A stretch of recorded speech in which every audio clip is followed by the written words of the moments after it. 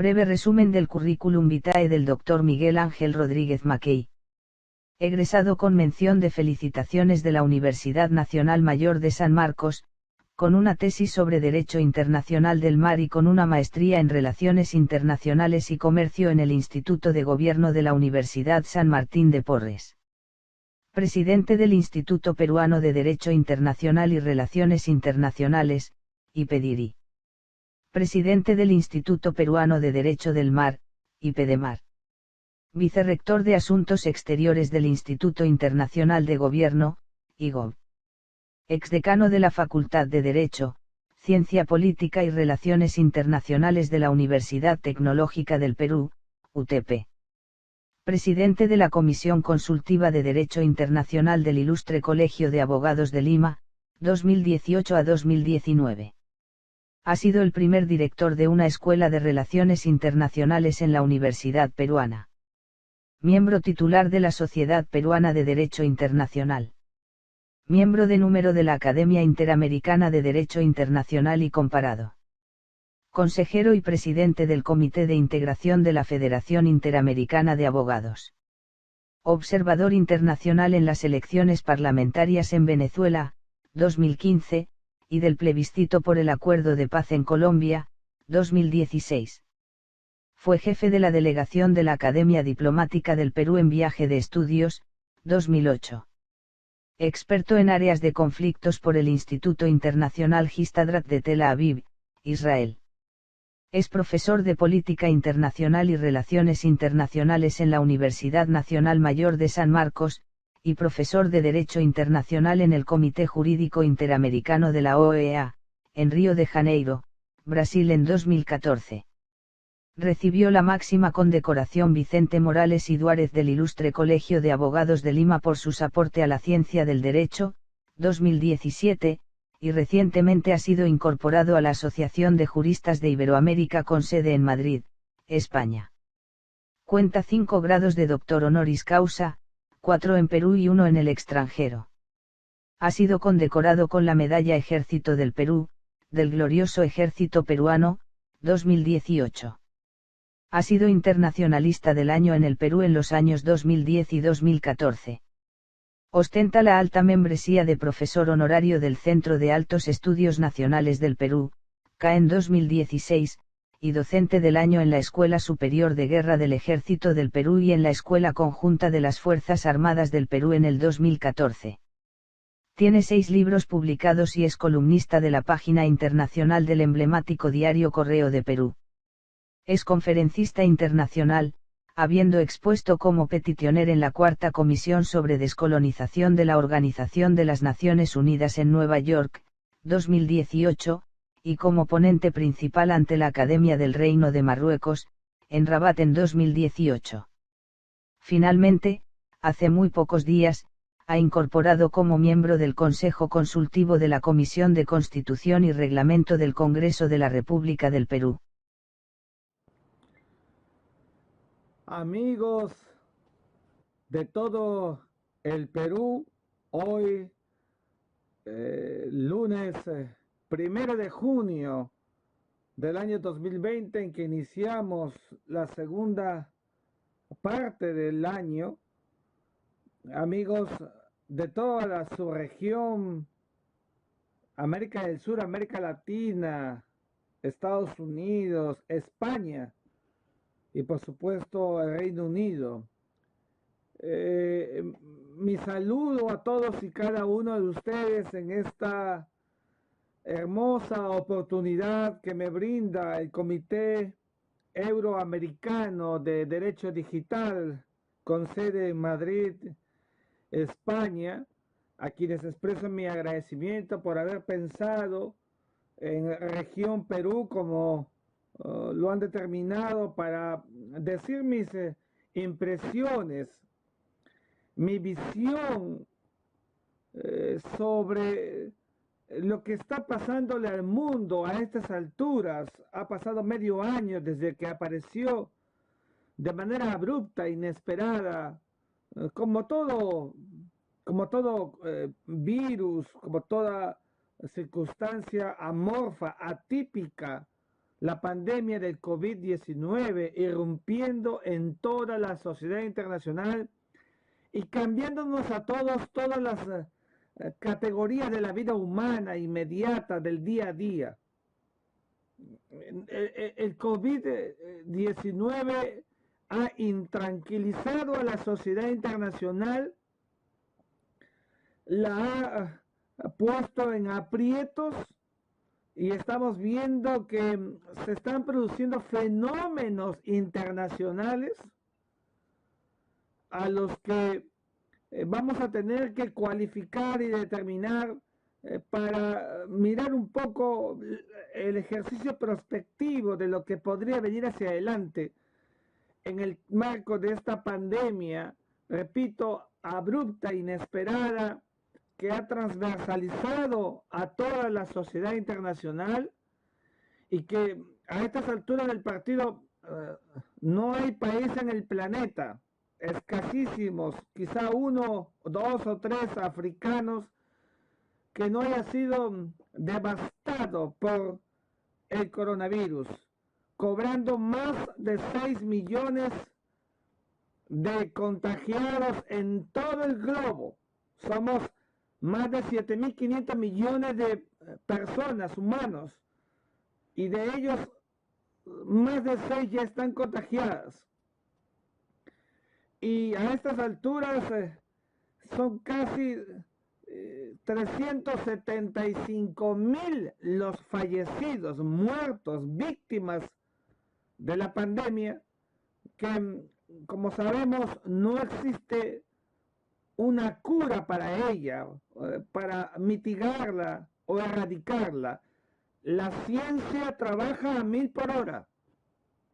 Los laboratorios más importantes del planeta están concentrados en encontrar esa vacuna que pudiera realmente darle la tranquilidad al planeta y de alguna manera volver a ese modus vivendi que hemos tenido hasta hace muy pocos meses. Miren cómo ha cambiado el mundo. La impresión más generalizada es que el marco de la pandemia evidentemente debe ser auscultado desde una visión científica, y estoy de acuerdo con ello, porque la ciencia hoy cobra más vida, como vamos a ver un poco más adelante. Sin embargo, estos fenómenos que están apareciendo en el sistema internacional y que son objeto de la teoría de las relaciones internacionales, la ciencia que apareció casi con la Primera Guerra Mundial, una ciencia joven, 120 años, una ciencia que estudia los fenómenos de la interacción interestatal y de otros actores del sistema internacional. Pues la ciencia de las relaciones internacionales hoy de manera muy, yo diría detenida, viene auscultando qué está pasando en el mundo. Entonces, el pedido del Comité Euroamericano era abocar un poco a este fenómeno internacional que me permití enviarles como título el mundo multipolar que estamos viviendo en estos momentos por un virus como consecuencia de la pandemia. Pero esto hay que explicarlo. Hay que explicar por qué un mundo multipolar, qué cosa es el multipolarismo, qué cosa es el sistema internacional a partir de hegemonías que crean un mundo multipolar, unipolar, apolar. Todo esto que corre mucho por el conjunto de literaturas que hay actualmente, pero que me voy a permitir explicar incluso con ejemplos, porque cada proceso y fenómeno internacional viene con paradigmas, maneras de ver el mundo, situaciones que van a cualificar un cambio determinado en la sociedad internacional. Las hegemonías en el mundo han han sido cíclicas. Esto es lo primero que quisiera yo abordar, una fase histórica, para luego entrar a ver el fenómeno actual. Pero tenemos que comprender la historia para mirar y auscultar cómo se produce este proceso lógico, pero que evidentemente inadvertido, que está pasando en el mundo. Decía que las hegemonías, es decir, el poder de unos sobre otros, ha sido una regla de la sociedad internacional pretérita. Siempre ha habido hegemones en la historia de la humanidad, siempre ha habido hegemones. Los hegemones se han construido a partir de contar con instrumentos para el dominio. Y esos instrumentos para el dominio iban a la par con la aparición, la emersión de los paradigmas que cambiaron y generaron y promovieron ese dominio. Por ejemplo, después de una etapa de la prehistoria, donde se afirma el proceso de la formación del hombre por la hominización, camino para ser hombre, como decía Carlos Darwin, el Homo sapiens sapiens, que vive en la fase del nomadismo, luego el sedentarismo, aparece la edad de los metales, etc.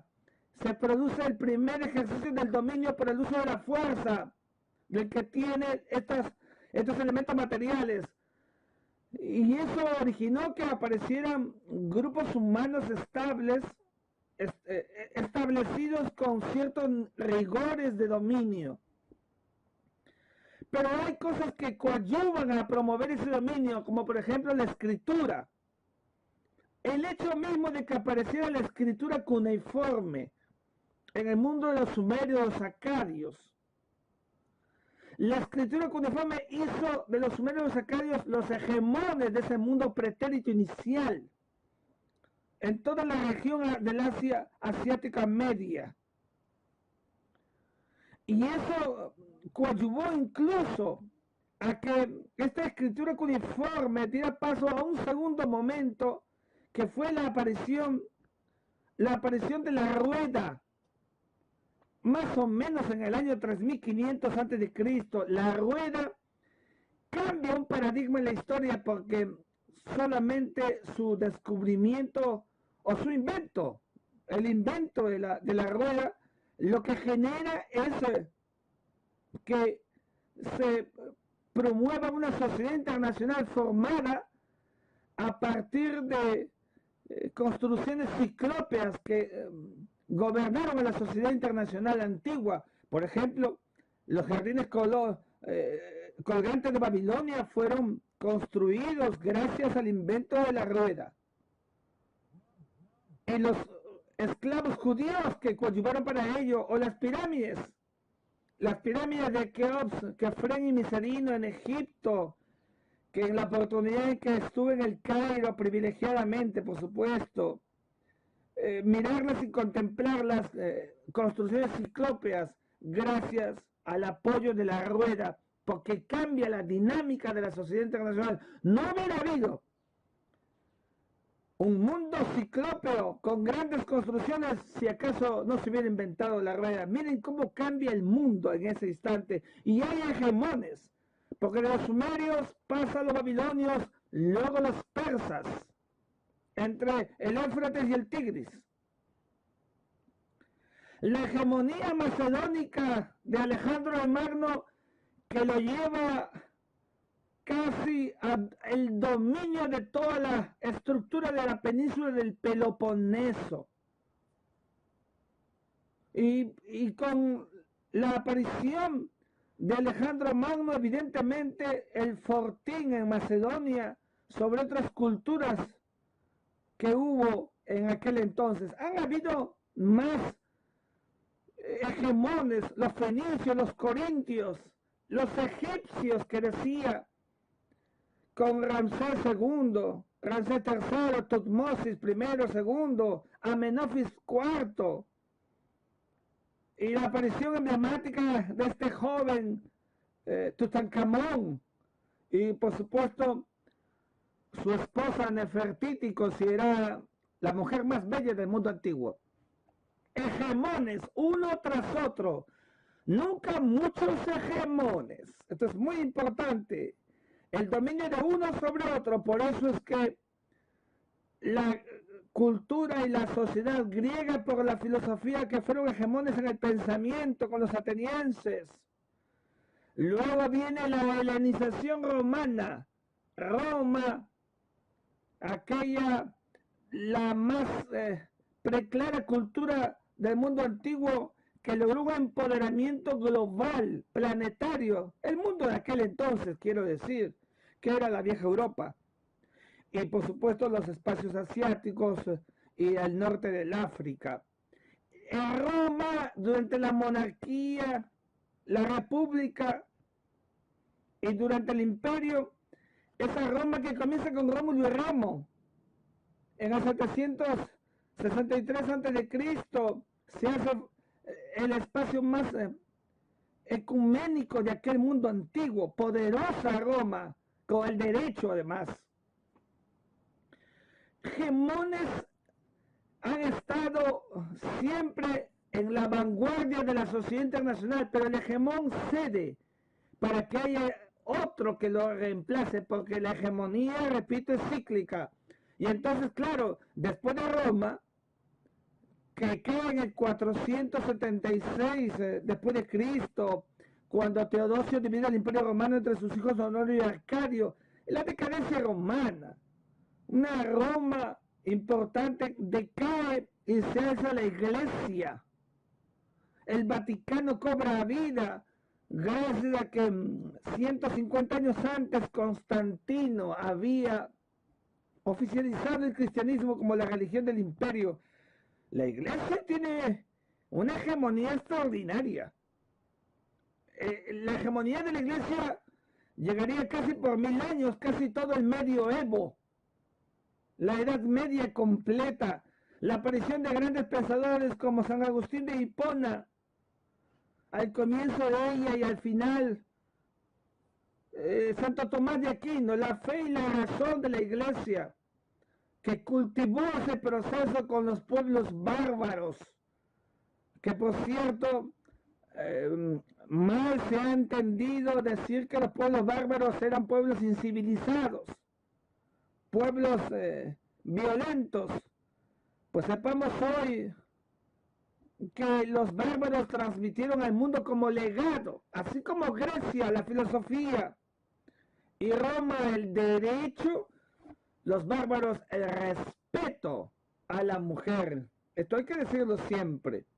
Los hunos, los árulos, los vándalos, los godos, los visigodos, ostrogodos, todos que vivían fuera de Roma eran los bárbaros.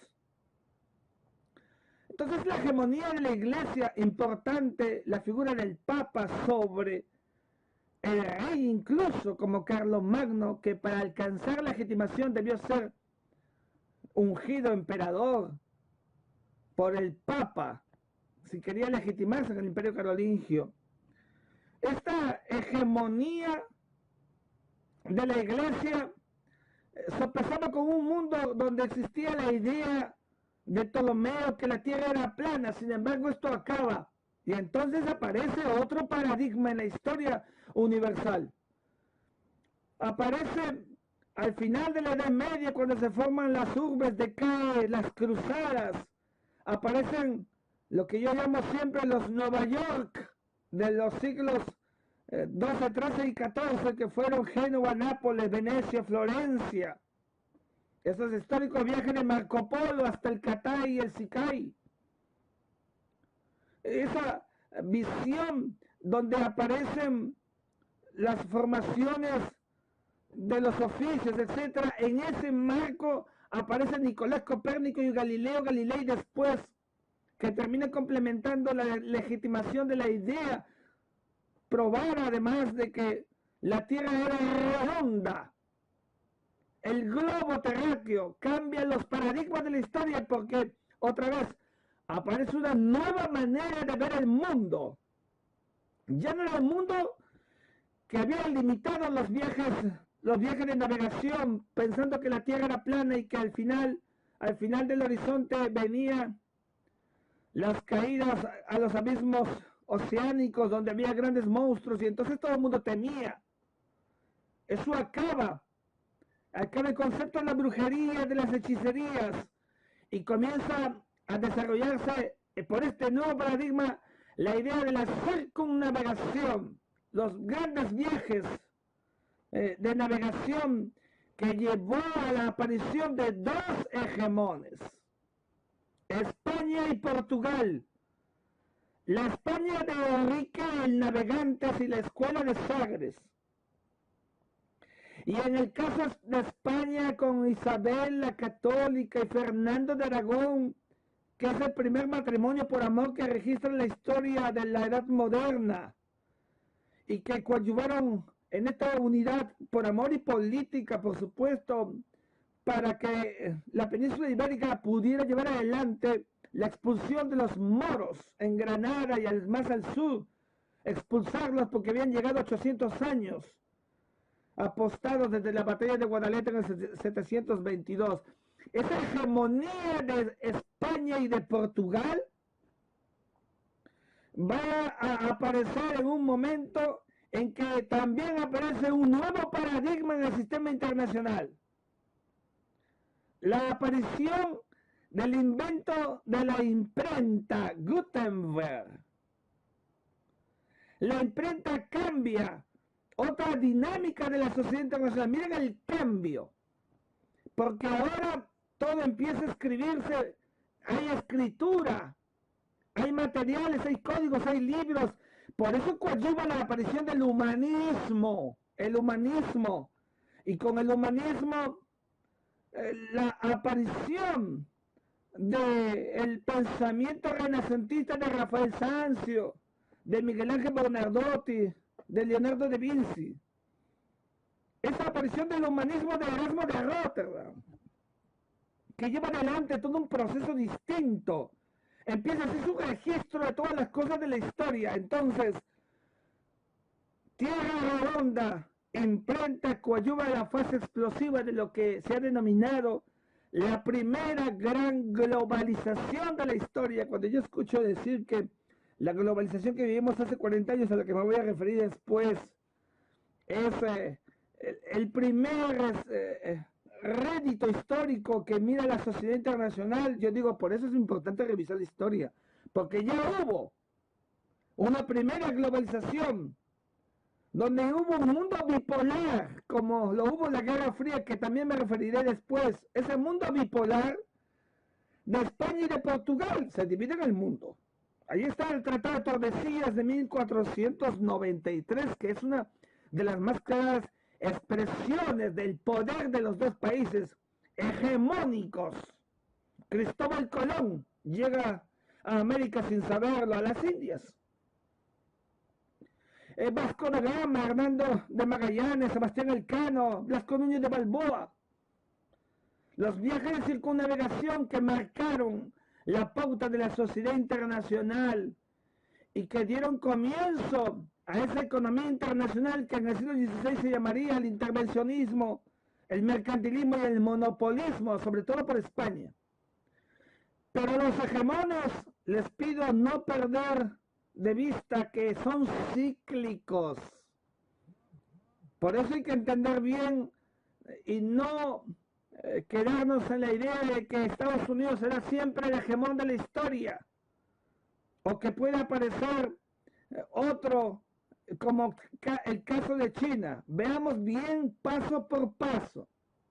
La historia nos enseña, volviendo a que Portugal y España son hegemones en los siglos XV, XVI, pero solamente la aparición de grandes pensadores como Francisco de Vitoria, Hugo Grotius, los grandes pensadores del derecho internacional, cambian la dinámica y se producen otras hegemonías que van apareciendo en el sistema internacional, como por ejemplo la hegemonía de los belgas, luego la holandesa, y la aparición hegemónica de Francia, y acá me detengo, porque la aparición de la hegemonía de Francia durante el proceso histórico de los estados absolutos, nunca como en esa época, para que viéramos una sociedad internacional con un absolutismo total, expresado, como todos ya sabemos, en el Estado soy yo, que había dicho siempre Luis XIV,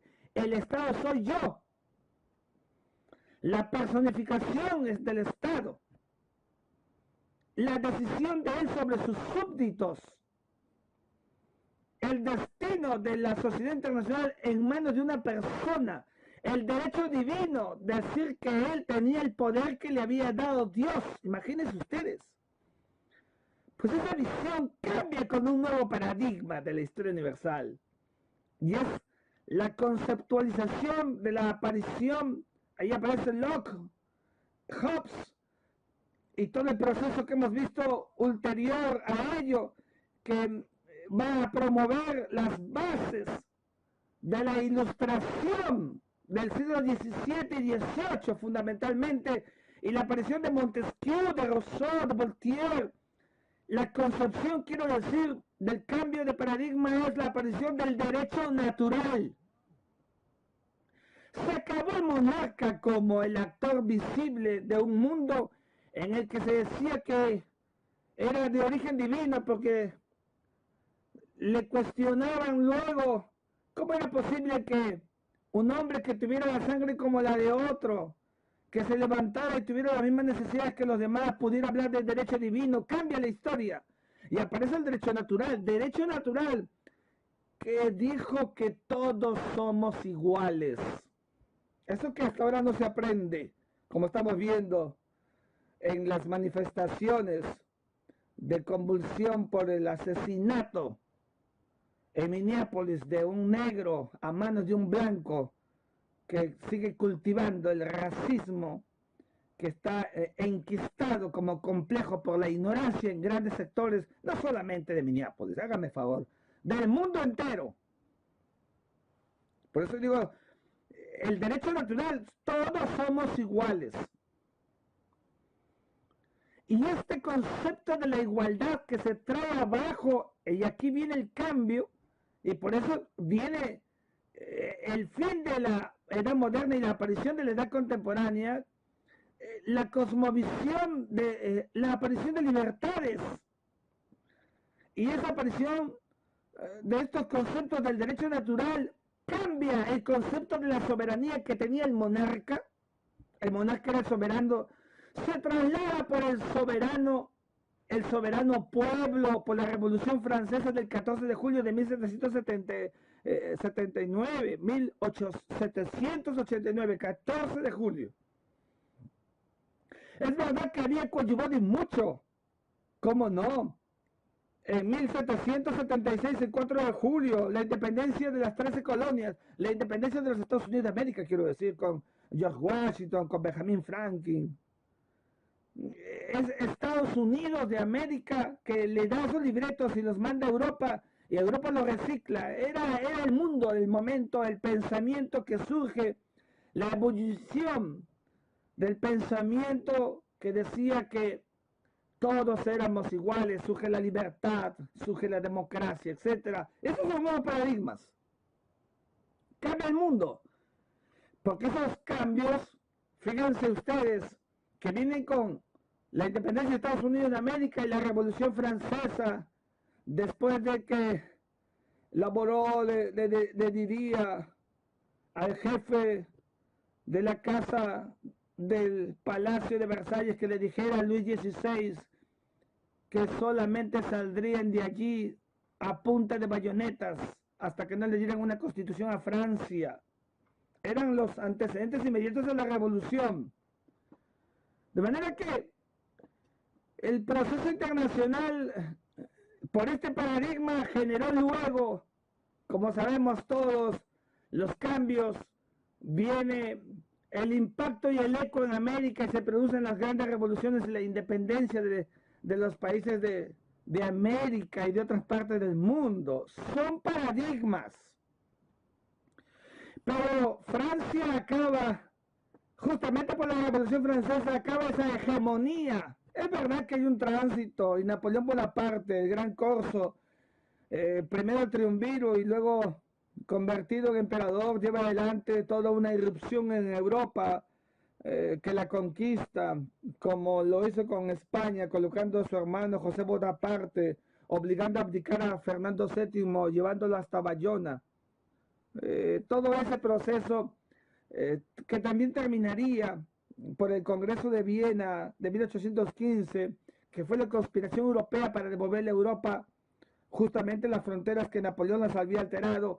Ese proceso lleva a otro hegemón, acaba Francia, y entra otro hegemón en la historia, y ese hegemón es nada menos que el país de la Armada Invencible, el país de la Reina Victoria, la era victoriana que comenzara con esa gesta en Trafalgar de el almirante Nelson, que por cierto junto a él yace en el sistema internacional nuestro Miguel Grau seminario en esas preclaras vitrinas del sistema internacional, del sistema marítimo internacional. El siglo XIX es la hegemonía entonces de Inglaterra. Y esta hegemonía de Inglaterra duraría incluso hasta el final de la propia reina, que fue en 1901 con su muerte, 60 años, aunque ya fue superada por Isabel II, que ya tiene 65 años como reina. Y entonces llega la Primera Guerra Mundial, la primera guerra ciclópea en el sistema internacional que lleva a la hegemonía a un Estados Unidos que emerge discretamente y que interviene por el hundimiento de Lusitania en 1917, el gran vendedor de armas y de barcos del sistema internacional, y que se hace un espacio en el sistema internacional. Sale de la hegemonía Francia, luego Inglaterra y ahora Estados Unidos de América, que va a llevar adelante toda una ciclicidad prometedora en el sistema internacional, luego del Tratado de Versalles de 1919, firmado el 28 de junio, por una circunstancia quizá de coincidencia o preparada, habría que mirarlo bien, pero fue 5 años después de que en Sarajevo fuera asesinado el archiduque Francisco Fernando y su esposa, en 1914, que diera origen a la Primera Guerra Mundial. Este proceso internacional de una sociedad con desarrollo tecnológico notable ya había pasado la época de la Revolución Industrial, la segunda y la primera de los tiempos de los Tudor. La segunda revolución industrial que llevó a cambios cualitativos en Europa, aparición de otros pensamientos, los socialistas científicos, luego y antes que ellos los utópicos, Saint-Simon, y luego Carlos Marx, y antes que ellos habían estado los fisiócratas, y antes el gran economista Adam Smith. Todo este proceso lleva a un siglo XX también a cambios cualitativos en el sistema internacional. Y estos cambios cualitativos en el sistema internacional se van a verificar mucho con la aparición de una sociedad internacional que por primera vez mira el mundo a partir de una visión global donde aparecen las organizaciones internacionales. Ya voy a hablar después de la OMS, la Organización Mundial de la Salud. Y aparece la Liga de las Naciones o Sociedad de Naciones como consecuencia del final de la Primera Guerra Mundial. Y esa Sociedad de Naciones, donde no están todos los victoriosos, al final no logra su cometido, que fue mantener la paz del mundo, y por eso fracasa. Había sido impactado incluso, por supuesto, el fenómeno internacional por la Gran Depresión de 1929, que llevó además a la aparición en Europa del nacionalsocialismo, el nazismo, Adolfo Hitler, su empoderamiento, que finalmente con el derrumbe de la barrera polaca en 1939 en septiembre produce la Segunda Guerra Mundial. Fenece, acaba la Liga de las Naciones. La Segunda Guerra Mundial entonces permite la aparición de dos hegemones claramente establecidos, y la conferencia de Yalta de febrero de 1945 ya lo estaba anticipando. Ese encuentro en Yalta entre los tres actores más importantes del sistema internacional: Stalin, Winston Churchill y el presidente Roosevelt. Rusia, el Reino Unido y Estados Unidos de América en Yalta, la precisa península de Crimea, que ha sido anexada, por cierto, como dije recientemente en una columna, de manera contraria al derecho internacional por Rusia en el año 2014, quitándosela a Ucrania. Y entonces, claro, el mundo se vuelve un mundo bipolar. La constelación del sistema internacional es lo que se denominó la Guerra Fría, porque no hay guerra armada, no hay conflicto bélico. Al final de la Segunda Guerra Mundial ya nadie quiere guerras. Los sobrates solamente querían guerra. Se habla de la paz, y el concepto de la paz, que fue un concepto llevado al ámbito desiderativo, se vuelve obligatorio. Aparece la solución pacífica de las controversias como un acto obligatorio del derecho internacional. Ese es un mundo bipolar que encumbra, hay que decirlo, en su gran fortaleza una Unión Soviética que había surgido por el asalto bolchevique de 1917 contra los zares, la casa zarista, y Nicolás II y toda su familia, por supuesto, eliminados. Este mundo bipolar que llevaría a una sociedad de rivalidades y de pugnas, sin guerras, más allá de guerras focalizadas, o guerras en algunos puntos específicos, como la guerra de Corea de 1951-53, que divide las dos Coreas, o la guerra de Vietnam, o la guerra de Yom Kippur, qué sé yo. Todas estas guerras que se producen en algunos espacios del globo, lo que fue parte de una guerra fría, pero sin tener ese carácter planetario como una guerra mundial. Las Naciones Unidas había surgido luego de la Segunda Guerra Mundial por la Carta de San Francisco, una carta que tengo que llamar el recordatorio histórico, que fue firmada por 51 países, y entre ellos el Perú. El Perú es fundador de las Naciones Unidas. Y el firmante de la Carta de San Francisco fue justamente el más grande internacionalista que ha producido el Perú, Alberto Ulloa Sotomayor. Recientemente, en mi participación durante la Cuarta Comisión de Descolonización en las Naciones Unidas, donde me tocó exponer sobre el problema, el asunto del Sahara marroquí, en el seno de esta comisión, recordaba yo a los diplomáticos de otros países que se encontraban allí del carácter fundador del Perú y del carácter preeminente que tuvo esta enorme figura de Alberto Ulloa Sotomayor, cuyo discípulo fue mi maestro, el embajador Gonzalo Fernández Puyó, como Alberto Ulloa Sotomayor, ambos presidentes de la Sociedad Peruana de Derecho Internacional, centenaria institución a la que le dio brillo, entre otros, Enrique García Sayán, el creador de la tesis de las 200 millas, y por supuesto Javier Pérez de Cuéllar, el peruano más famoso de la historia universal reciente, y a la que me honro en pertenecer como miembro titular. Todo este proceso de la Guerra Fría, de enfrentamientos, los soviéticos llegan primero a dar la vuelta al cosmos con Yuri Gagarin, que dio esa famosa frase que alentó y excitó al ateísmo al decir que ¿dónde está Dios que no lo veo? Y luego, 10 años después, el 20 de julio, Neil Armstrong pisa la luna, creando para Estados Unidos el comienzo de lo que luego sería su encumbramiento internacional. El mundo de la Guerra Fría fue el mundo bipolar. Estados Unidos y la Unión Soviética determinados, como sabemos, por el mundo de las ideologías y sus marcos de influencia. En ese proceso, entonces, el mundo de la Guerra Fría y el mundo bipolar contaría con un proceso que lo va a cambiar, va a producirse en el sistema internacional un cambio cualitativo.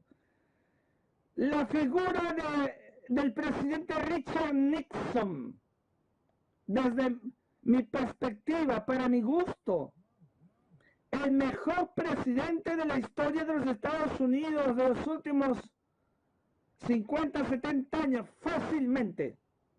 La pena que tuvo que retirarse por una renuncia por el escándalo de Watergate. Pero el presidente Richard Nixon, que había perdido en 1960 con el joven demócrata John Fitzgerald Kennedy, luego asesinado, como sabemos, en Dallas, en aquel 22 de noviembre de 1963.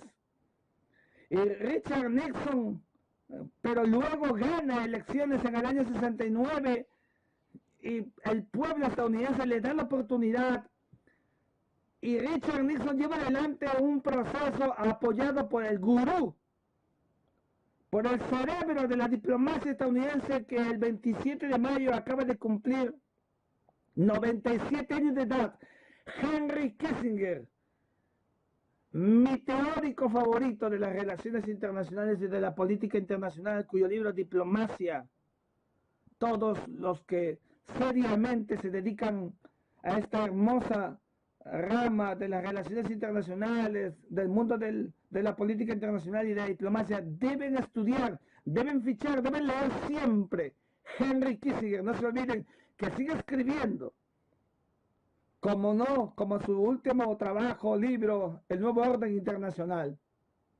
Y Henry Kissinger le prepara el camino al presidente Nixon. Nixon no entendía el proceso y Kissinger le dice cuál es su preocupación, presidente. Y Richard Nixon, atento, escucha a Henry Kissinger y Kissinger le dice, presidente, voy a preparar su viaje a China. Era 1971. Hace unos viajes secretos previos. Y en mayo del 72 estaba todo listo para ese viaje histórico que realizaría la China el presidente Richard Nixon y su encuentro con Mao Zedong. Un viaje que tenía el único propósito de quitarle espacio geopolítico a la Unión Soviética.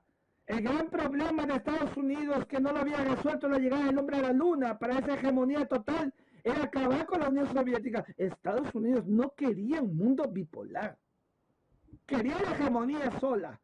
Quería el mundo bipolar. Y entonces eso hizo que el viaje hacia la China, recibido en honor a multitud, el presidente Nixon, por el cerebral trabajo que había hecho Henry Kissinger, que acabo de decir, por esa razón los gobiernos, los estados nunca deben prescindir de los hombres que piensan, de los teóricos. Y esto es muy importante. Y al retorno se da esa denominada alianza tácita entre Estados Unidos y una China que comienza su proceso de emersión. Lo que había hecho el presidente Nixon, apoyado por el cerebral Henry Kissinger, era dividir el Asia. Ya no era la Unión Soviética, sino la China que aparecía allí. Divide y reinarás, le dijo Henry Kissinger al presidente Nixon. Y Nixon le hizo caso porque tuvo una mirada prospectiva profunda. Fue un estadista, señores. Y eso hizo que Estados Unidos empezara su camino a encumbrarse hasta las alturas y la Unión Soviética llegara a un momento de degradación política. Había pasado ya aquel momento más importante de la Guerra Fría, como fue la tensión por la crisis de los misiles en abril de 1962. Eso que ponía la tensión internacional en dos países había acabado. y Nikita Khrushchev y evidentemente John F. Kennedy pasaron a la historia, cada uno de ellos, por un statu quo, porque recuerden que los misiles fueron devueltos a la Unión Soviética, volvieron a Moscú, y el compromiso de Washington de no meterse con Cuba. Tenemos que decirlo. Pero eso acaba. Y entonces en la década de los 70 comienza el encubrimiento americano, estadounidense.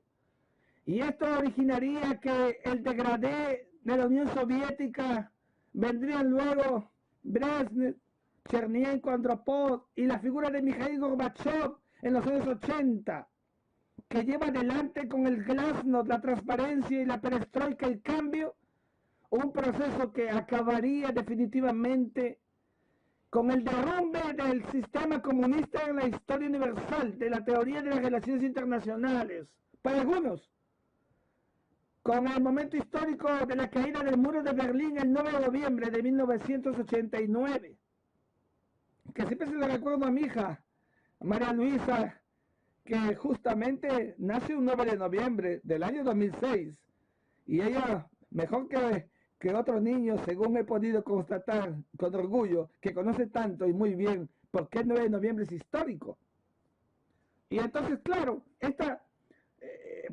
para algunos, noviembre del año 1989 y para otros, la aparición de la Federación Rusa en 1991 con su primer presidente Boris Yeltsin, que desde otra perspectiva no sería sino el derrumbe, el desmembramiento total de la Unión Soviética y sus 17 repúblicas, que en los tiempos del comunismo las había acaparado o logrado un proceso de anexión bajo intimidaciones de diversa naturaleza.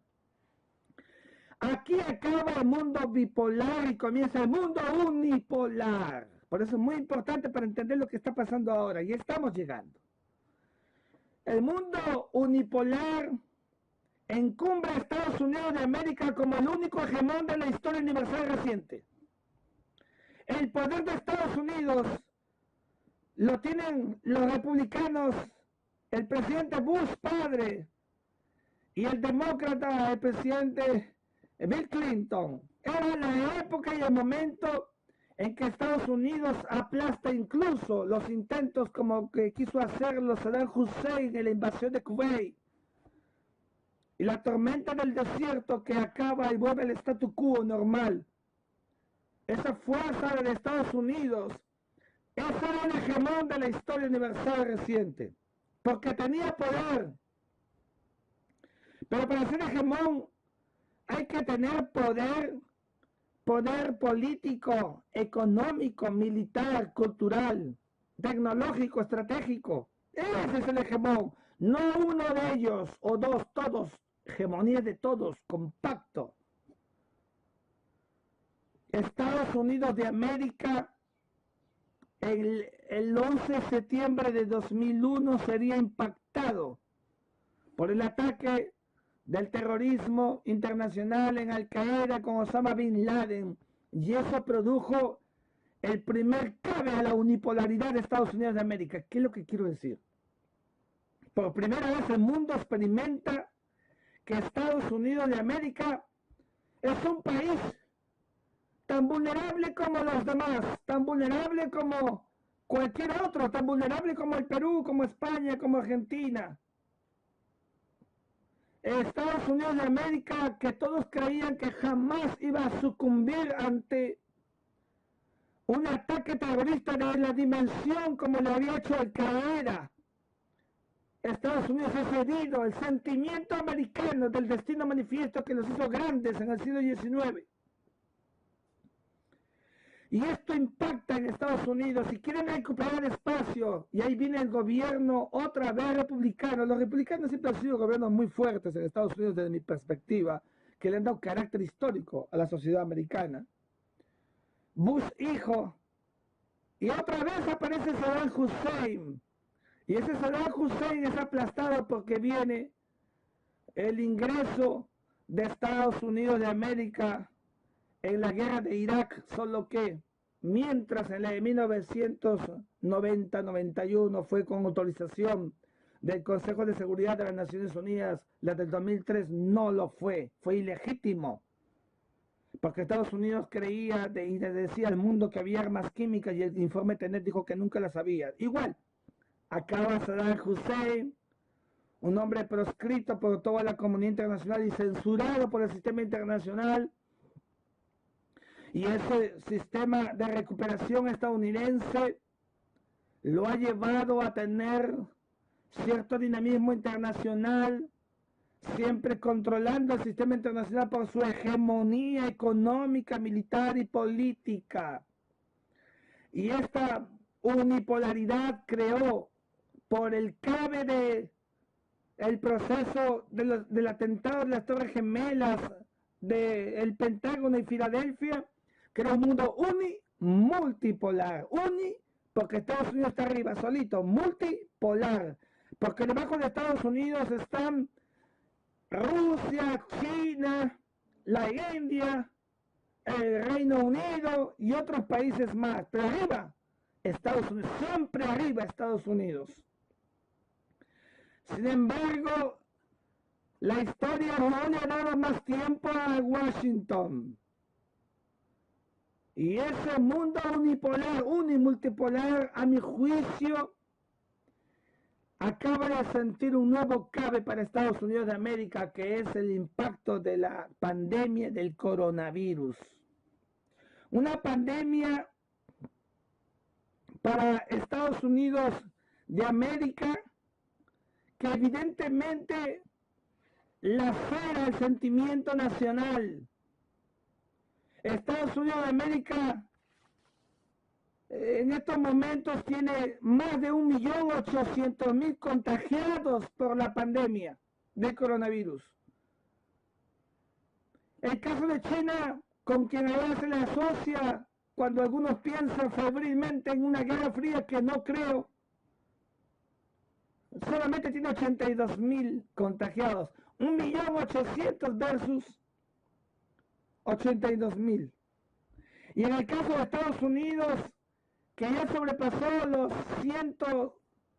106.000 muertos, lamentablemente, el país más poderoso del planeta, y la China no llega ni a los 4.700 muertos. Miren esas enormes diferencias.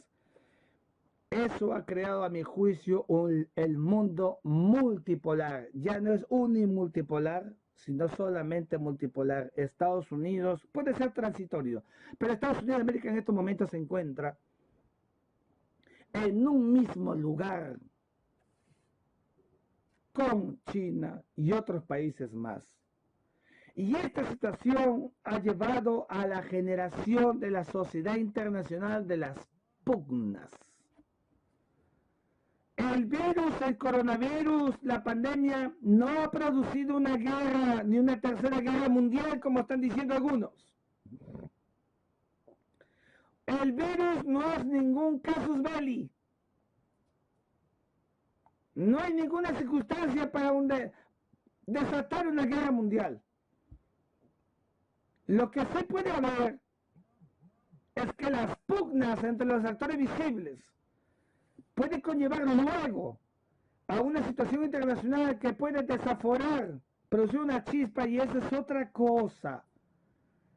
El mundo de hoy es un mundo de pugnas, es un mundo de enfrentamientos no ideológicos, sino son enfrentamientos entre actores visibles para desprestigiar uno al otro. Y comenzó, acuérdense ustedes, cuando el inicio de la pandemia en la ciudad de Wuhan, en China, produjo los primeros 2.000, 3.000 muertos. Inmediatamente China le dijo a Estados Unidos: me estás haciendo una guerra bacteriológica,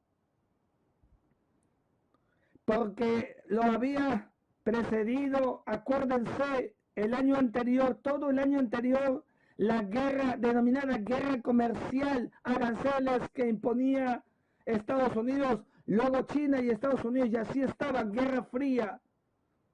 Y el ineludible crecimiento económico de la China significaba desde la teoría, desde la lectura de Beijing, que Estados Unidos quería ponerle cabe, entonces por eso le hizo la guerra bacteriológica, pero eso pronto se acaba. Porque la pandemia, se hace pandemia, era una epidemia localizada, se hace pandemia, como lo dijo la Organización Mundial de la Salud, y entonces, claro, se transporta el proceso por Irán y luego salta a Europa, se vuelve totalmente explosivo, Italia es el centro de ello, luego España, Francia y otros países nórdicos, escandinavos en menor medida, pero todos finalmente impactados.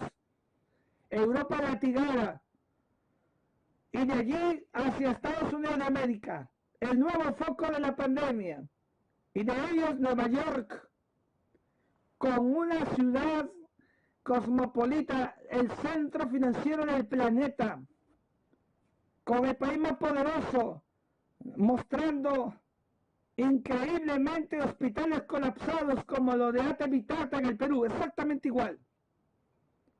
Una situación que lo primero que ha hecho es en consecuencia para Estados Unidos devolverle la pelota en este desprestigio y le dijo a China, no, ustedes son los responsables de la pandemia, porque ustedes en un laboratorio han llevado adelante un proceso con desidia, con descuido, como sea, pero son los responsables, achacando la responsabilidad.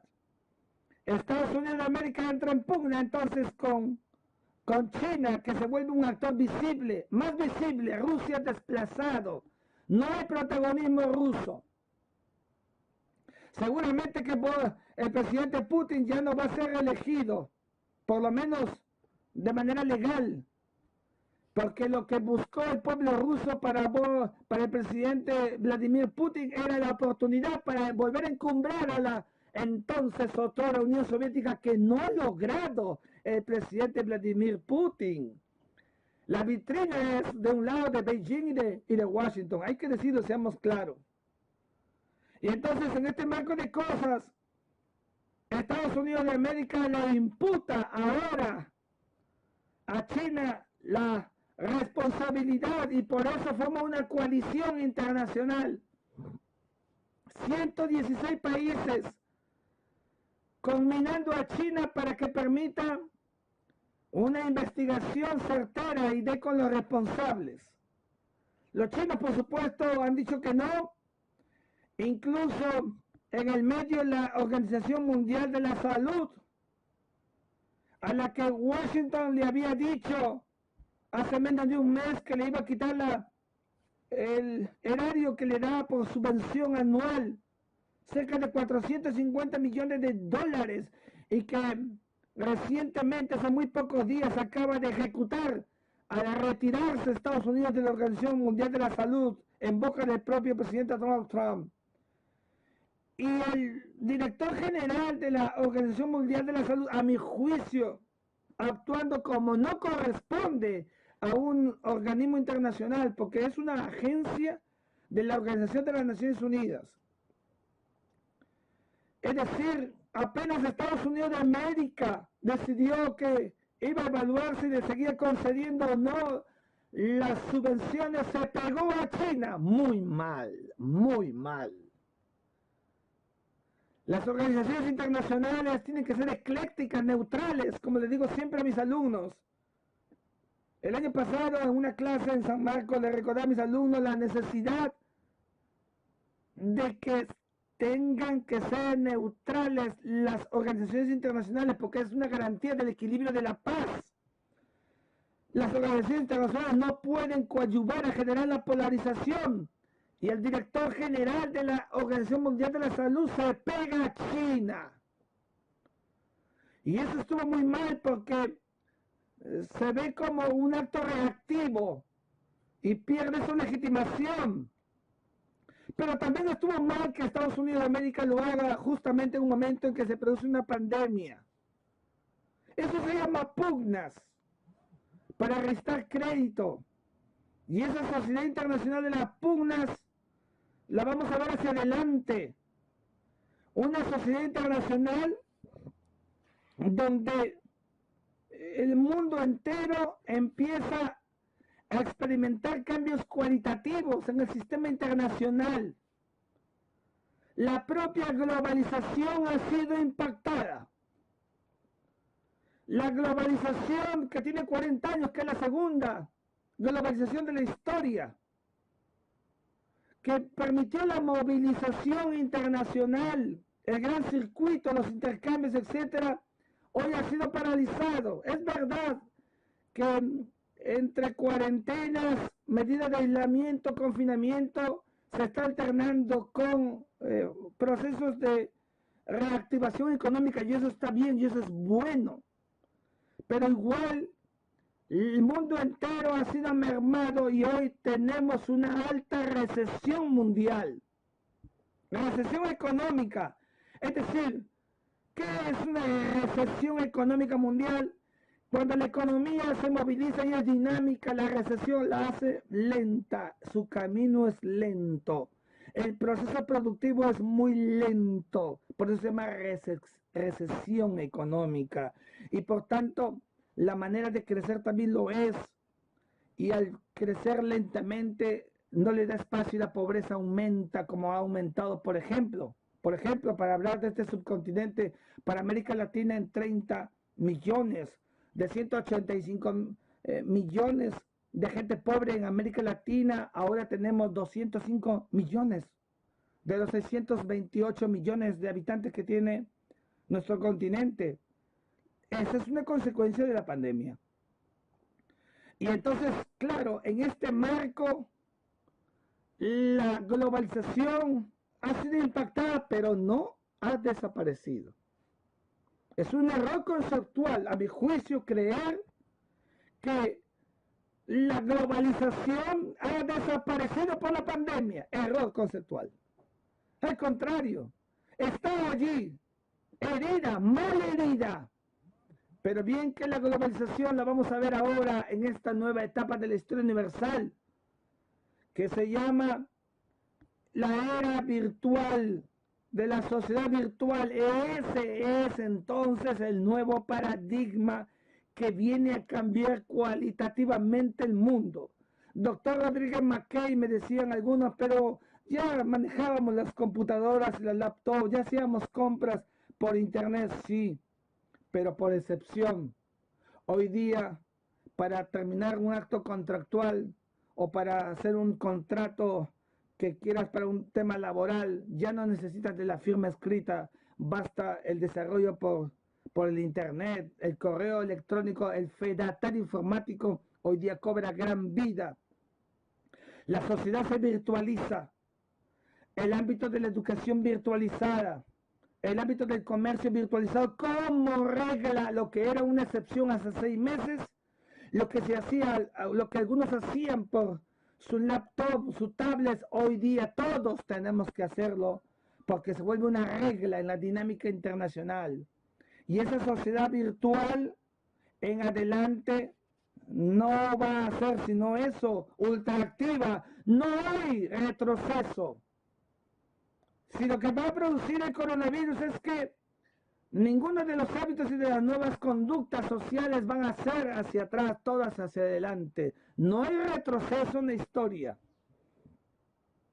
Y esta sociedad virtual que tenemos que verificarla en medio de dos procesos internacionales, de dos estados y de otros más que están en la era de la pugna. Las fronteras han sido cerradas por los estados. Tremenda mentira aquellos que dijeron que la globalización había acabado con las fronteras y las había abierto totalmente.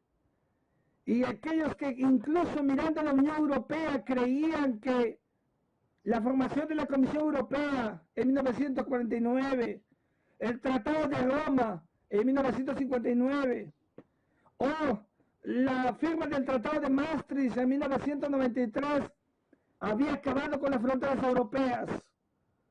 Y por tanto ya no se hablaba más de la globalización, sino de una globalización sin fronteras, quiero decir, tremenda mentira. Lo habíamos dicho, sin pandemia ya la guerra de Siria había mostrado al mundo entero de que por las consecuencias de este trato violento en Damasco y otras ciudades, la gente huye y muchos fueron para Europa, y los europeos que se vanagloriaban de cerrar sus fronteras en el pasado por los tiempos de la paz de Westfalia en 1648, y que decidieron abrirlas y dejarlas en ese proceso mismo, en esto que se ha llamado la configuración del orden europeo.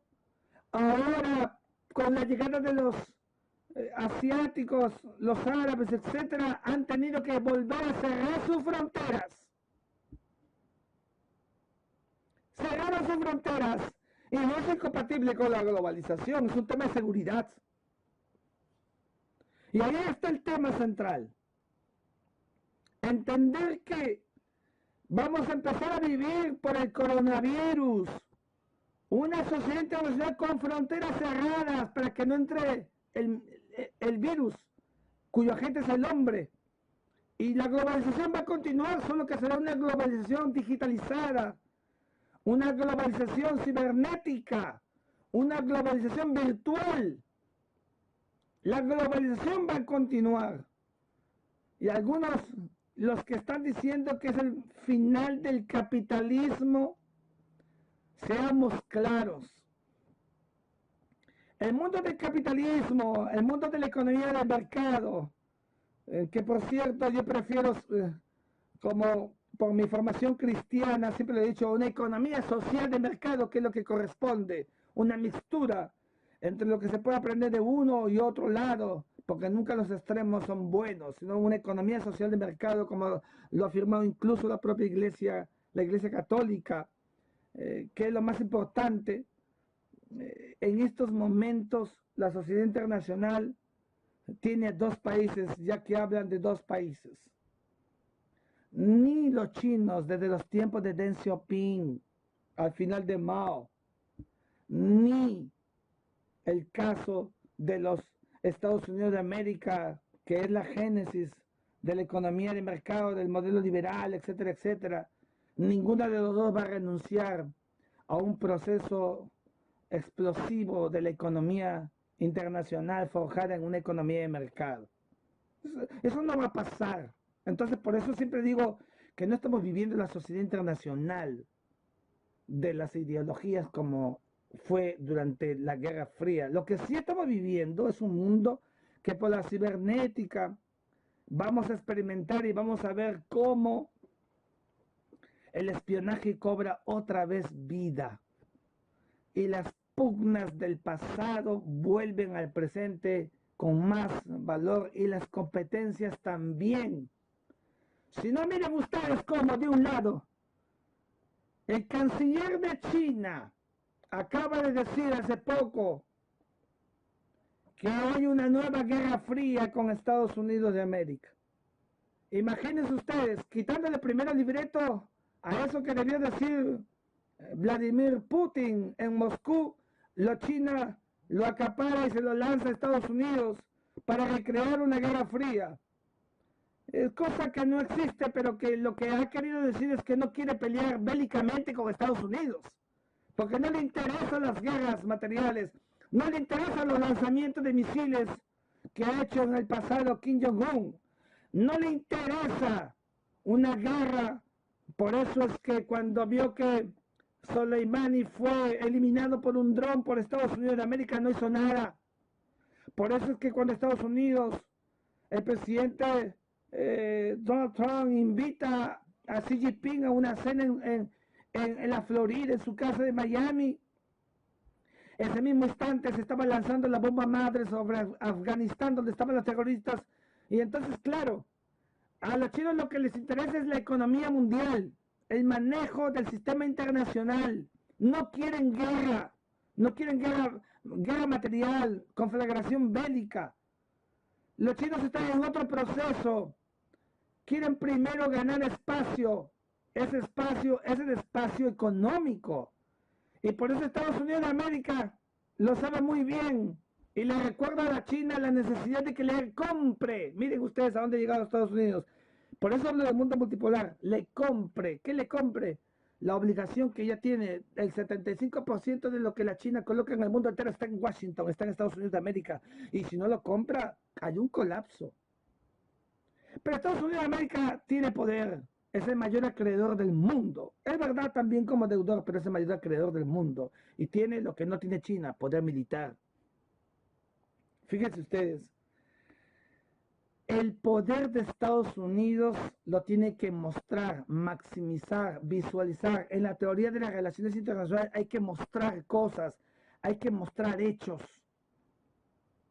La cápsula Dragón que acaba de ser lanzada a la Estación Espacial Internacional por Estados Unidos de América no es una casualidad.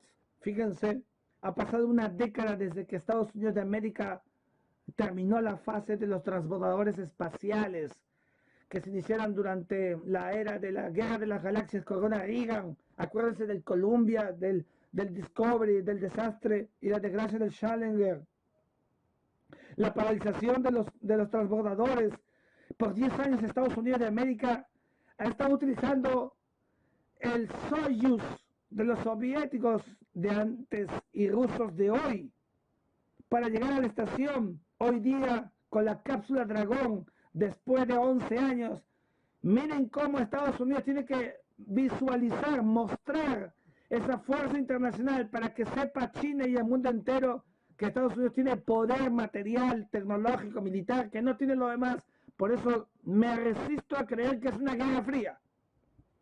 Es un mundo multipolar que es distinto.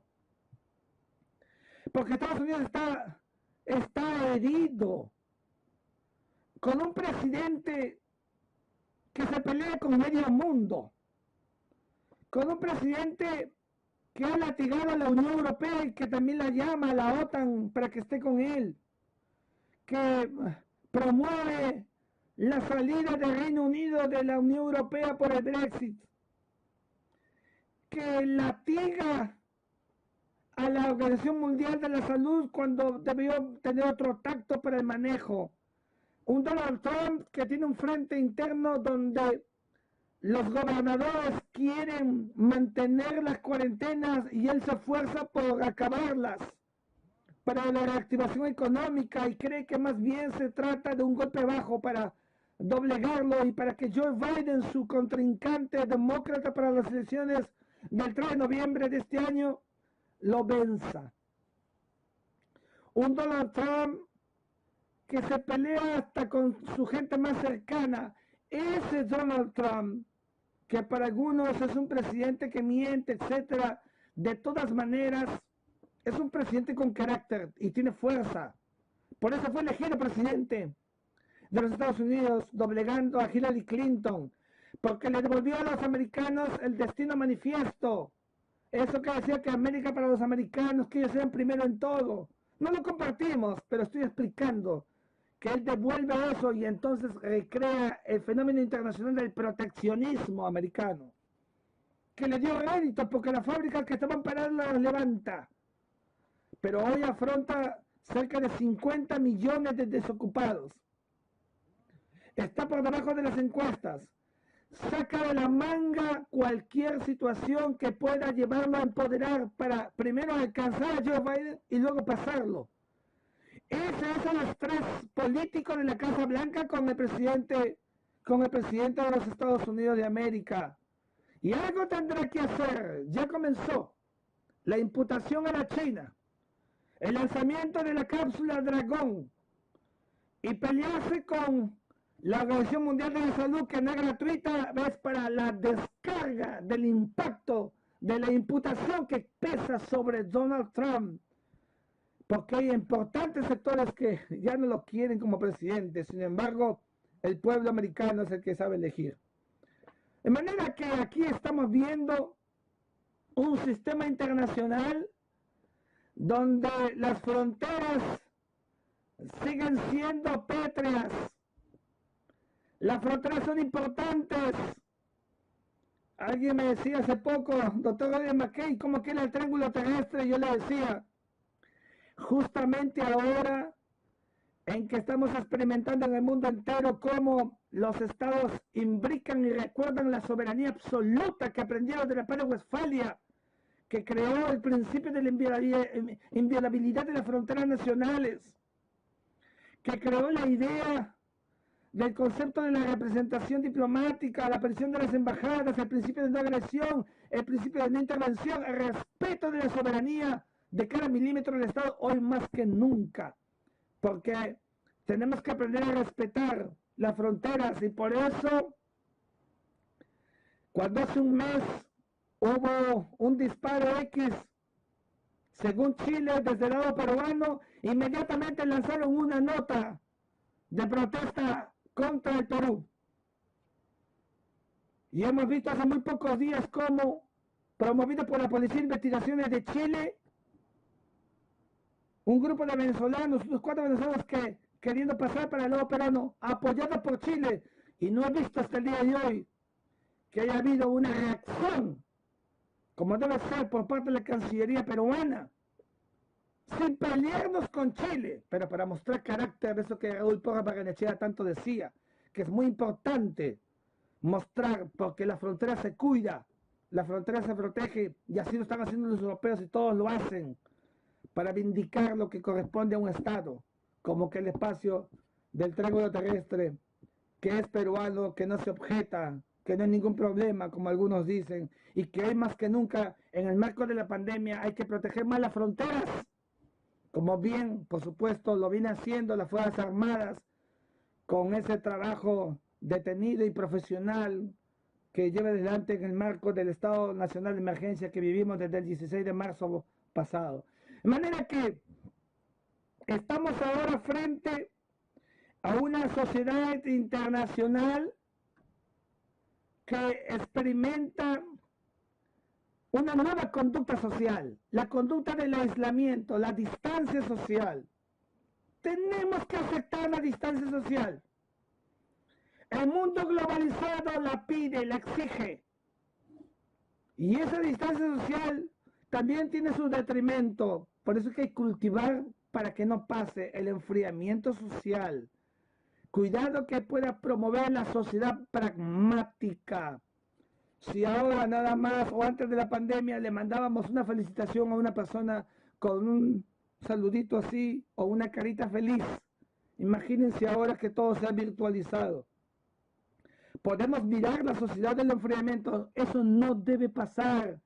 Y por eso hoy en el marco de la pandemia tenemos la enorme posibilidad, no nos damos cuenta, es una pena hoy, que estar en casa con la familia, tenerla todo el día, aquí trabajando y mucho, pero tenerla a la familia en casa para conversar con los hijos día y noche, para hacer lo que hacíamos los jóvenes cuando éramos niños o adolescentes con nuestros padres en la casa, que no salíamos por los coches bombas de Sendero Luminoso, no salíamos a la calle y conversábamos porque había un solo televisor a tubos y podíamos conversar y mucho. Y yo recuerdo mucho esas conversaciones en mi infancia con el padre que perdí tempranamente y con mi madre que hoy ya tiene 85 años y a quien rindo homenaje por todo lo que me dio.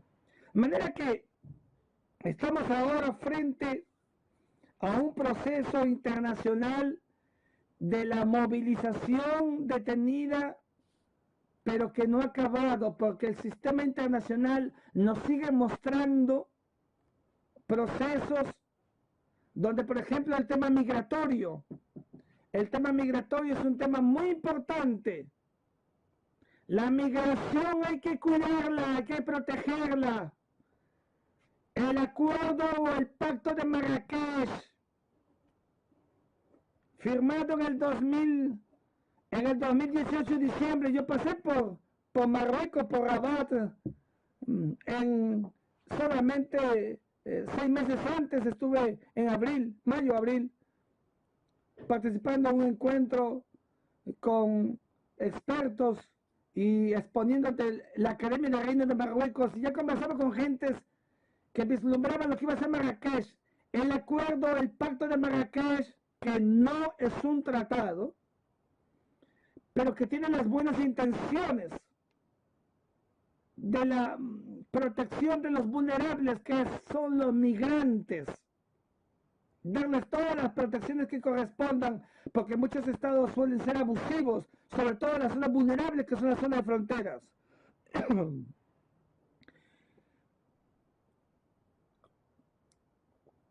Esto que se llama migración lo mira el sistema internacional.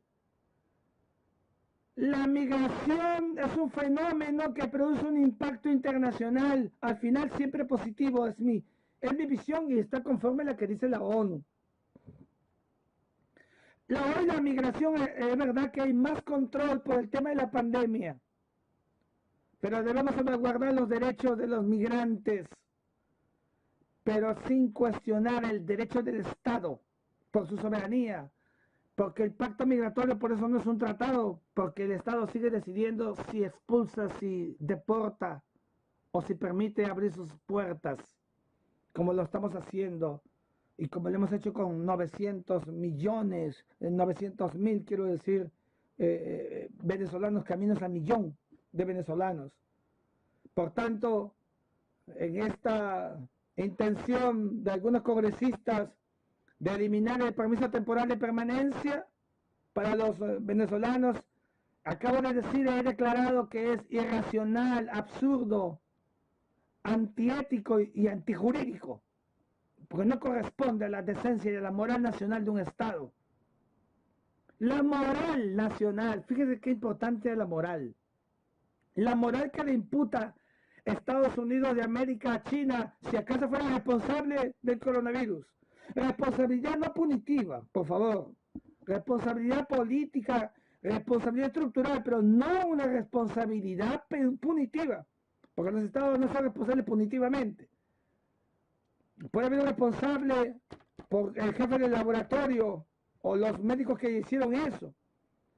Durante la Segunda Guerra Mundial y al final de ella, para verificar los responsables del Holocausto, no fue objeto de una imputación punitiva ni Alemania ni el nacionalsocialismo de Hitler, pero bien que fueron ajusticiados por la horca los 9 miembros de la Gestapo y de la SS, persona humana, individualización de la pena por el Tribunal de Nuremberg, que eran los seguidores de Adolfo Hitler. Ahora también está la Corte Penal Internacional y el Estatuto de Roma de 1998, pero poco se puede hacer en esos marcos si los estados no son parte del estatuto, porque es una regla que tiene que ser parte para que le sea vinculante, obligatorio, y eso no existe. De manera que miremos siempre la ratio del Estado en el sistema internacional que ahora estamos viendo. Un sistema internacional que empieza a moverse y donde no sabemos cuál va a ser la nueva geopolítica del mundo. Todavía no lo sabemos. Temporalmente es multipolar. Ya no unimultipolar, multipolar. Pero no sabemos cómo va a acabar. Puede ser que sea el comienzo de la hegemonía china que habló Xi Jinping en el 19º partido del Congreso comunista, del Partido Comunista, hace ya 3 años, diciendo que para el 2050 China sería encumbrado como el país más poderoso del planeta. No lo sabemos. Si eso fuera así, el sistema geopolítico que estuvo determinado por Europa y Estados Unidos, el mundo de Occidente, pasaría al mundo asiático. Nos cuesta pensarlo, pero en un sistema internacional movible y cíclico eso puede pasar, donde la gente entonces ya no hablará el inglés como idioma transversal, sino el chino mandarín, y no será el dólar, sino el yuan. Esas son cosas que en nuestra hipótesis de trabajo puede pasar. Pero para que eso concluya o se ejecute, China tiene que crecer militarmente. No digo que lo haga, estoy explicando la teoría de la relación internacional, que su calidad de hegemón todavía no está configurada en el sentido de lo que los teóricos de las relaciones internacionales asumen por el paquete completo para ser un hegemón, cualidades que sí tiene Estados Unidos de América. Pero también puede pasar que Estados Unidos de América recupere espacio. Lo ha hecho en el pasado. Salió del CABE, del ataque de Al Qaeda, y del coronavirus también puede hacerlo. ¿Y dónde está? Imagínense ustedes que en estos momentos el sistema internacional multipolar está enloquecido buscando la vacuna. Todos los laboratorios, como decía al comienzo, trabajan en ella.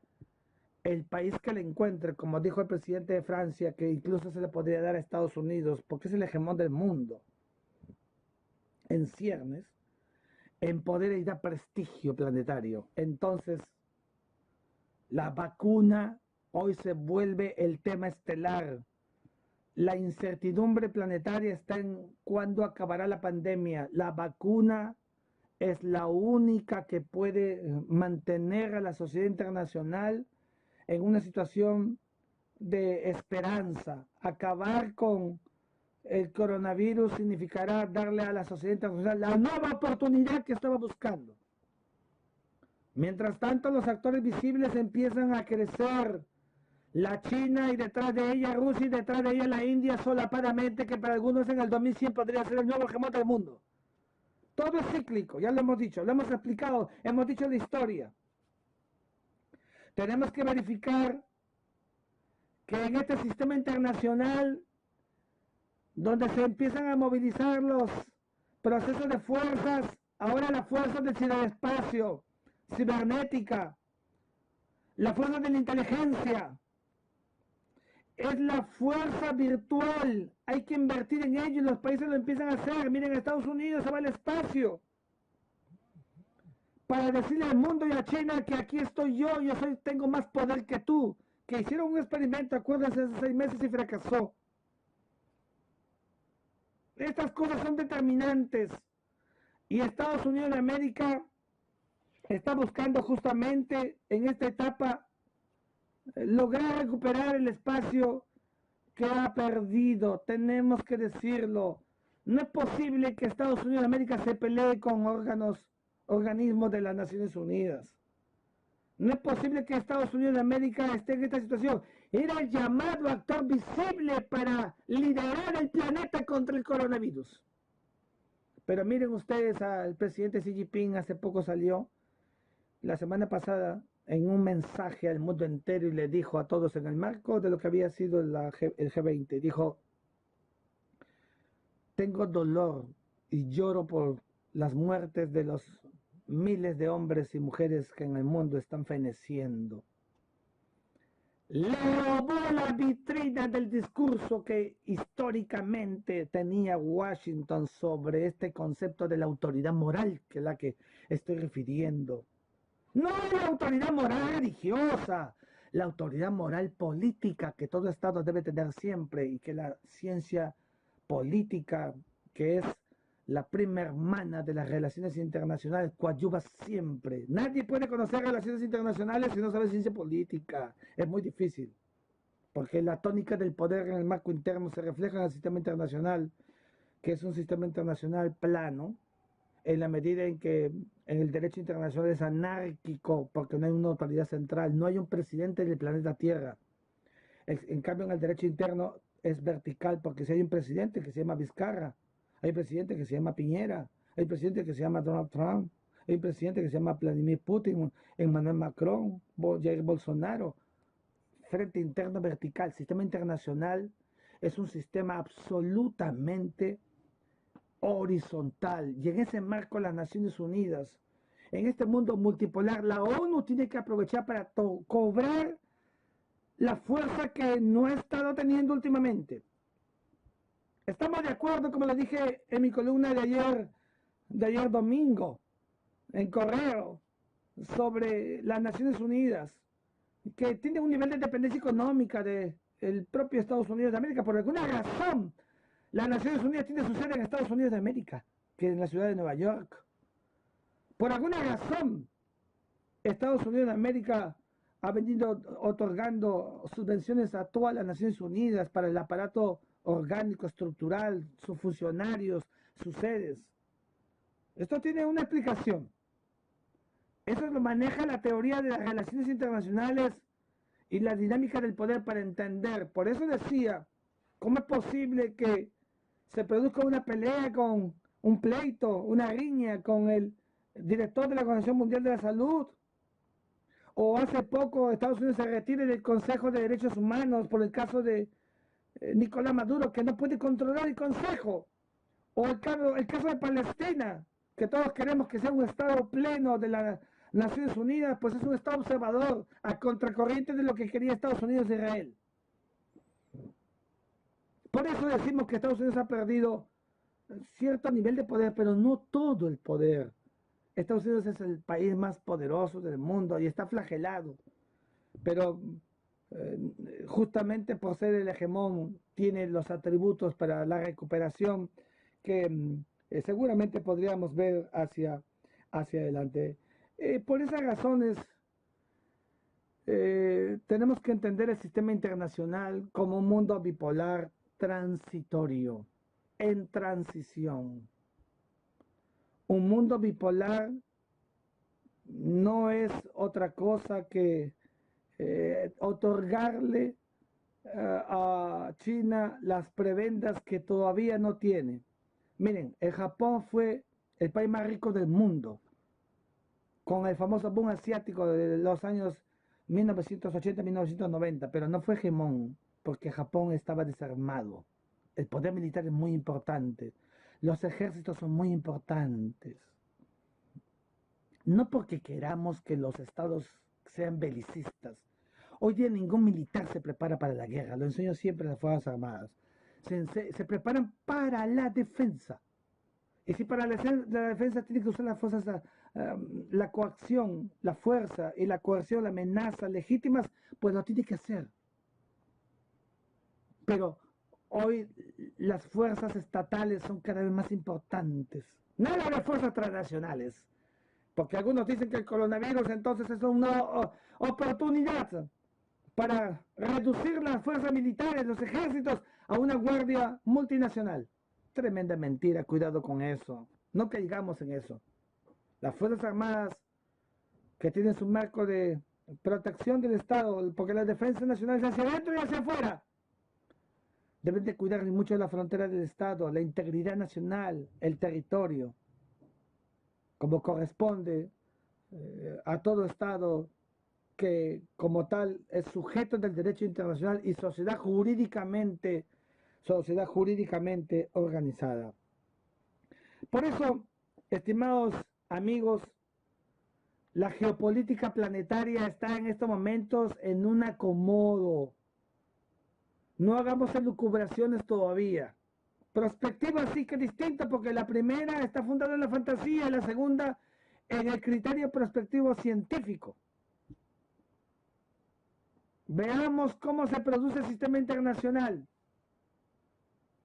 Tenemos un nuevo paradigma, que hoy quizás no nos demos cuenta de su magnitud todavía, porque lo estamos viviendo, pero cuando pase el tiempo vamos a ver este cambio cualitativo en el sistema internacional. Vamos a empezar a ver ahora pugnas, porque la retórica de la pugna será la que marca la pauta del sistema internacional, pero también una sociedad internacional que está ávida por recuperar espacios, por acercar a los pueblos. Y estas dicotomías, esta problemática y esta polémica entre las decisiones de confinamientos y las de reactivación económica, a mi juicio deberían dar paso a una mixtura de ellas para que todos tengan oxígeno, el oxígeno posible para poder mirar hacia adelante un mundo que siga manteniendo la paz, porque la paz existe.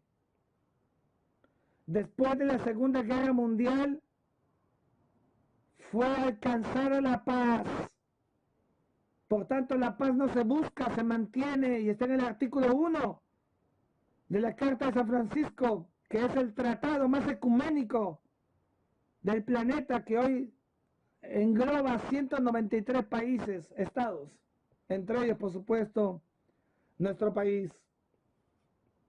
Sigamos en consecuencia y por este proceso, en esta historia de la sociedad internacional que nos está tocando vivir. Miren ustedes cuántos paradigmas.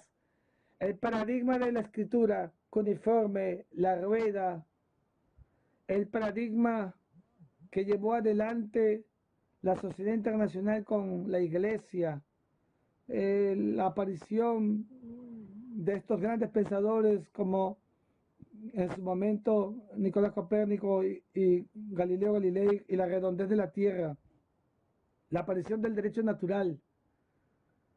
Y hace poco hemos visto el paradigma hasta para los océanos, ese océano militarizado de los siglos 1 al 20, de por 2000 años que tuvimos, con esa visión de un mar militarizado a un mar socioeconómico de explotación de recursos vivos y no vivos que hoy tenemos, cómo cambió los paradigmas del derecho del mar. Todo cambia, nada es inmutable. La mutabilidad es un ejercicio cualitativo, natural, de la sociedad internacional. Vivimos en el mundo de las soluciones pacíficas de controversias, que hoy es jus cogens. Jus cogens. Es decir, imperativo categórico de cumplimiento obligatorio. Por tanto, aquel que no quiera la paz será sancionado jurídicamente. Veamos cómo viene hacia adelante todo este proceso internacional. Eso es un poco el ejercicio que yo he querido presentarles al día de hoy, que iniciamos el mes de junio en el mundo con, repito, más de 6 millones de contagiados y cerca ya de 375.000 muertos en el mundo. Un impacto nunca antes visto en la sociedad del siglo XX-XXI, más allá de las pandemias o epidemias del pasado, como estas que las vemos al alcance de la mano por la tecnología, impacta y mucho en la psicología colectiva, la psicología doméstica, la psicología general, la psicología de cada uno de nosotros. Quiero finalmente expresar mi saludo al Comité Euroamericano de Derecho Digital, repito, como al comienzo, que ha tenido la gentileza de invitarme para exponer a todos y cada uno de ustedes, amigos, mis saludos a todos en Perú, América Latina, Europa y otras partes del mundo, donde se está viendo en estos momentos esta ponencia que este servidor les ofrece a todos y cada uno de ustedes, deseando lo mejor para el mundo, deseando lo mejor para América Latina y para mi patria, el Perú, para que superemos los estragos de esta pandemia con unidad, con integración, con mucha, pero mucha tolerancia. Aprendamos a ser tolerantes, que es muy importante en estos momentos. No hay que perder los papeles y seamos bien intencionados, como hemos aprendido de nuestro Señor Jesucristo, la Virgen María, los que somos creyentes, los que tenemos fe en una sociedad internacional a la que hay que ponerle ganas para que alcance los réditos que estamos buscando. En el marco de la paz, una sociedad internacional con tranquilidad, donde podamos tener fe en encontrar esa vacuna que luego permita que salgamos a las calles, a las fiestas, a los parques, con nuestra familia y amigos como antes. Ese es nuestro deseo. Y agradezco infinitamente a todos ustedes la oportunidad de haber estado conmigo hasta este momento, acompañándome en estas reflexiones que me he permitido presentar a todos ustedes. Muy buenas noches en Perú y buenos días en otras partes del mundo. Gracias a todos.